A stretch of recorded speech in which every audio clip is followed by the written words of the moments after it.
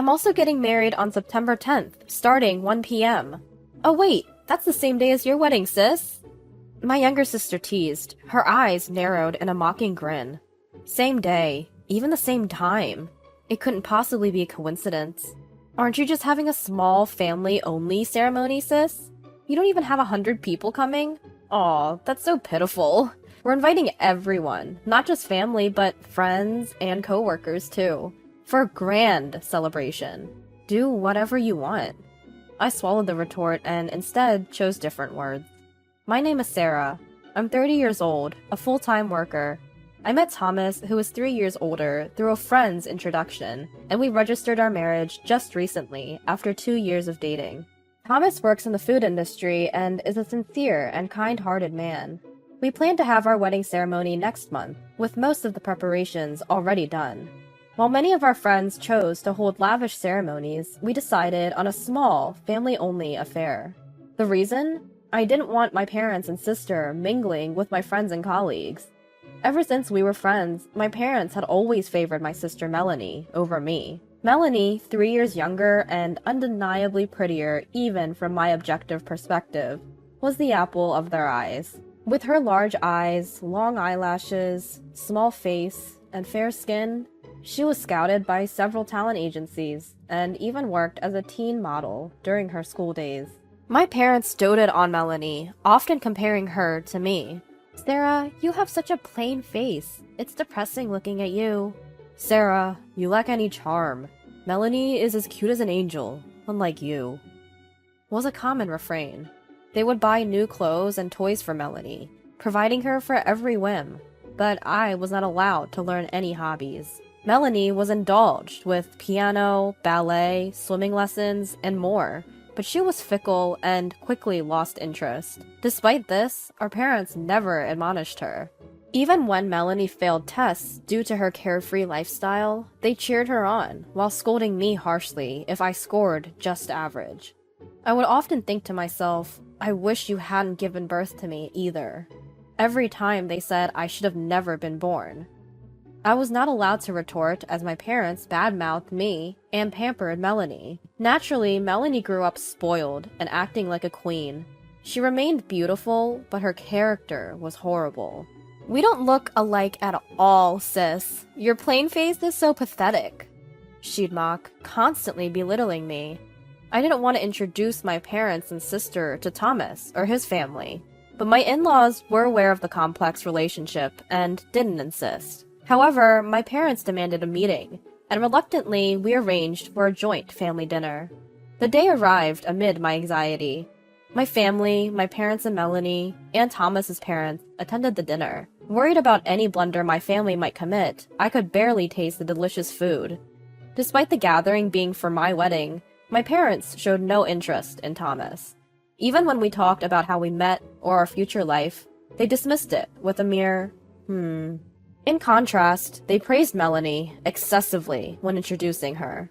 Even when my in-laws tried to shift the conversation to me, my parents would deflect, saying, "Forget about her, let's talk about Melanie." Melanie chimed in, saying, "Mom, Dad, you two praising me too much." Well, there's nothing interesting to talk about sis anyway. As expected, but still distressing to see, my bizarre family dynamic played out in front of Thomas and my in-laws, causing their faces to stiffen. My family, having had their fill of food and talk of Melanie, left without even a congratulatory word for our wedding.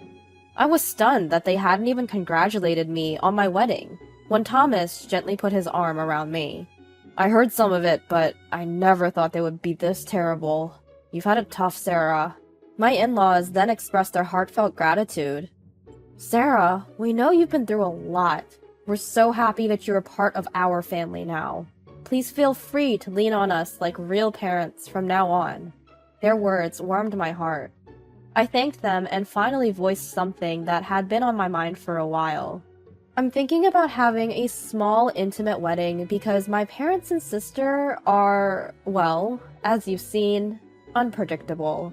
I'm a bit concerned about what might happen if we invite acquaintances or friends. Would it be okay if we keep it just to close family? I asked my in-laws. Thomas had already agreed to this. My in-laws responded affirmatively. Of course. I let out a sigh of relief. So it was decided that we would have a small family-only wedding. However, as our wedding approached, I was hit with a shocking report.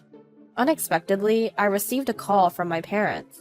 Melanie is getting married. Her fiancé is at her house right now. You must come over.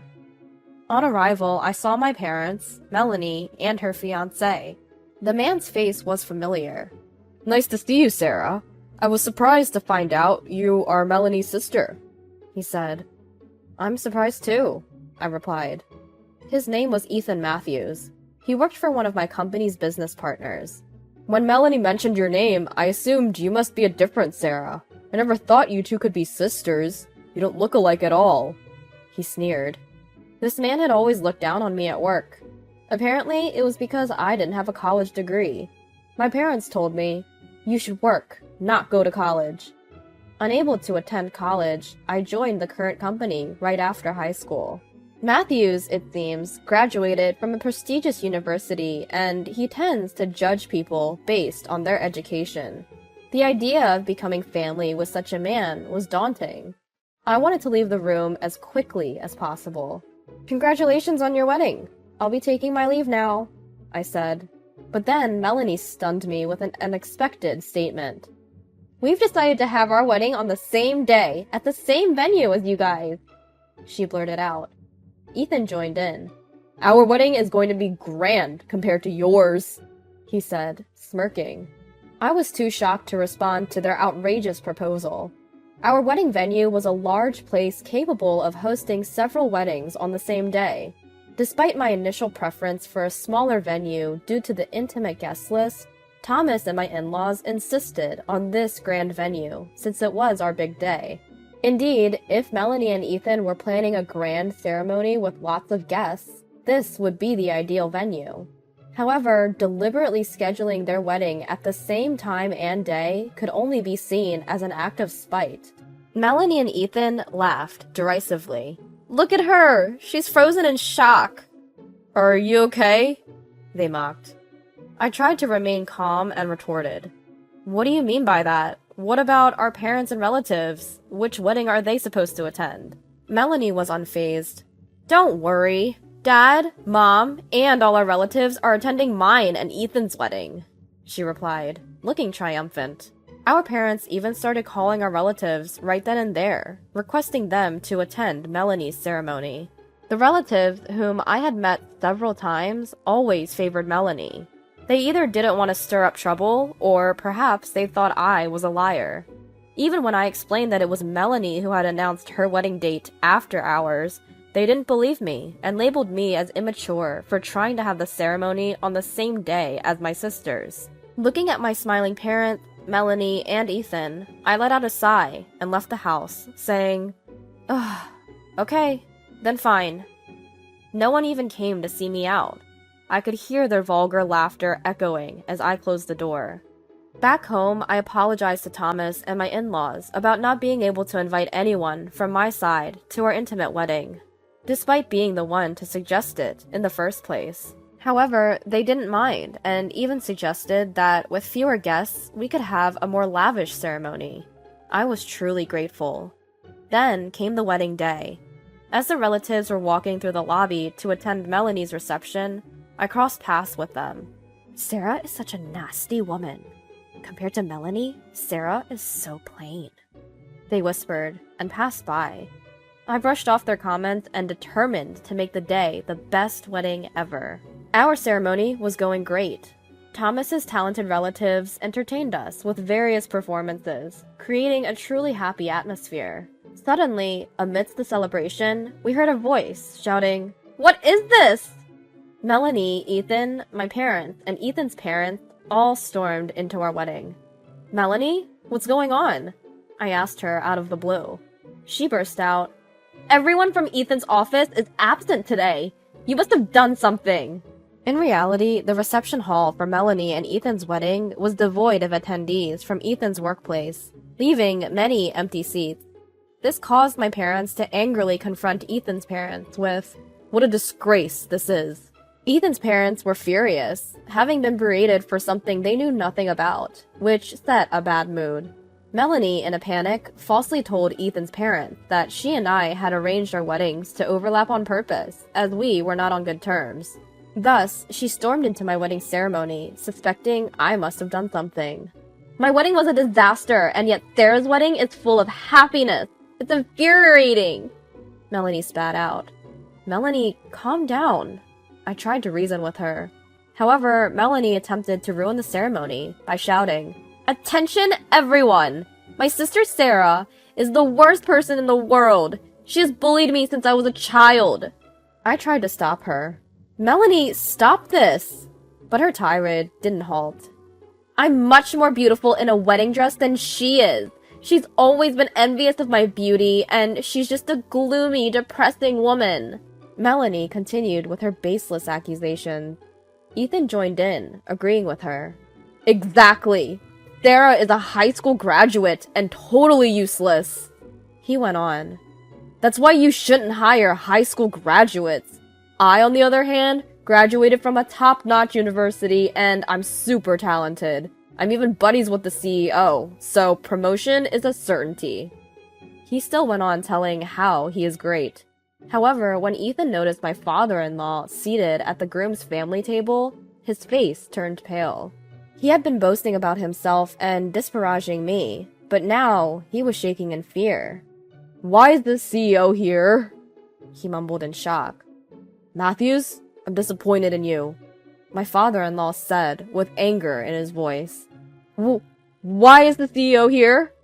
Ethan asked in a panic, to which my father-in-law replied, "I am the father of the groom, Sarah's father-in-law." Ethan stood there, mouth agape in surprise. Indeed, my father-in-law was the CEO of Ethan's company. "The reception venue for your wedding was next to ours, and before our ceremony started, I ran into your guests. I heard everything, how you intentionally overlapped our son's wedding, date, and time to it." The CEO voiced his anger. Ethan's invited guests had been terrified by the CEO's fury upon learning the truth, so they had fled. "No, it's not what you think, sir. I had no idea. It was all Melanie's doing." Ethan desperately tried to explain. Melanie, however, looked at him in disbelief. "There's no way I would ruin Sarah's wedding. She's an important client's employee. What I said earlier was just a joke. I didn't mean it." Ethan continued with his flimsy defense, only to be cut off by my father-in-law's command. "Stop lying! I spoke with your colleague earlier. I heard about the derogatory remarks you've been making about Sarah," he informed Ethan, who searched for an excuse, but seeming to realize he was caught, hung his head. "Sarah is an exceptional woman. She couldn't go to college due to her family's circumstances, but started working right after high school and has been striving every day since. She's been living a straight and honest life, despite her tough home situation. She would never judge or belittle someone based on their education like you do. She's a very kind and wise woman." My father-in-law praised me, making me tear up.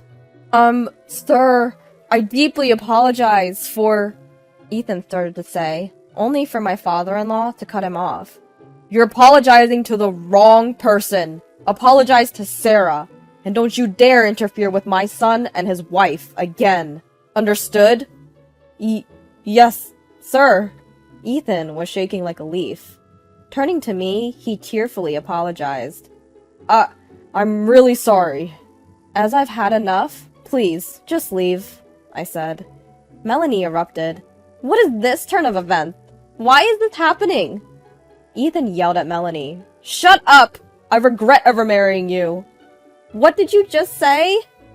Melanie turned red with anger. The two were squabbling and having a huge fight, when shortly the venue staff came over and ushered Ethan and Melanie out. Their parents and in-laws, who had been watching in disbelief, also quickly left the venue.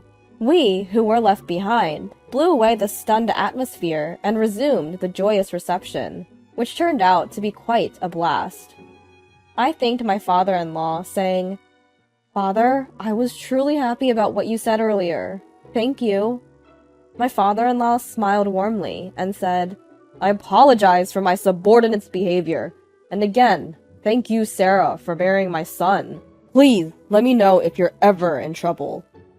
Later, Ethan was apparently nervous about being disciplined for this incident, but since it wasn't a work-related incident, there were no demotions. However, Ethan, who had been acting submissive in front of my father-in-law because he wanted to advance his career, ruined everything when his true nature was exposed. He was no longer able to speak to my father-in-law about anything other than work, and he was demoted to being just another employee. Ethan, who had been pressuring his colleagues by bragging about being the boss's favorite, was isolated due to his true nature, and even his coworkers and subordinates avoided eye contact with him. At the end of the day, Ethan was probably just another employee for my father-in-law, considering that he didn't even know who his son was going to marry. The entire company learned about Ethan's misdeeds, and Ethan's comfort in the office diminished. He even started blaming Melanie for everything and became violent towards her. Ethan was sued by Melanie for domestic violence, and Melanie was sued by Ethan's parents for ruining the wedding. It was a messy divorce drama. Melanie, who was crying about Ethan being violent, and her parents sued Ethan. Ethan and his parents, on the other hand, claimed that Melanie and her parents had interfered with Ethan's work and ruined the wedding. Both parties are reportedly hiring lawyers and preparing to sue, but they are struggling because they each only want to hear what they want to hear and are ignoring any inconvenient truths. As the mudslinging continued, Melanie ran out of money due to wedding expenses and lawyer fees, and her life became difficult. After the divorce was finalized, she had to move back in with her parents, who had treated her like a princess until then, but now treated her terribly, calling her the shame of their family. Although I didn't want to know, Melanie frequently called or emailed me to explain how tough her situation was. Even if I completely ignored her, I was still accumulating hundreds of missed calls and unread emails. My sister's abusive calls and her begging emails for money were all blocked without response. And then I started getting calls and emails from my parents. They were all begging for money, and they weren't worth reading. Whether they had spent too much money trying to show off at my sister's wedding, or they thought I would agree with them if they asked nicely, I don't know. But the volume was increasing, and it was becoming a nuisance, so I blocked them as well. I was prepared for them to come to my house, but they didn't even have the money for transportation to come here. Ethan's parents, who should be practically strangers to me, for some reason were begging me to mediate with my father-in-law. Recently, they even tried to follow me home, so I reported them without hesitation. They ran away every time the police came, but they have been increasing their stakeouts recently. Thanks to the increased number of reports, the police have strengthened their patrols, so things have been peaceful for now. I am building a warm home with my kind mother-in-law and father-in-law, thinking that they are my real parents, not my biological ones. I feel the calmness of a real family, which I had only heard of in rumors. There's no such thing as daughter-in-law bullying here, and I'm feeling the reality that family can be such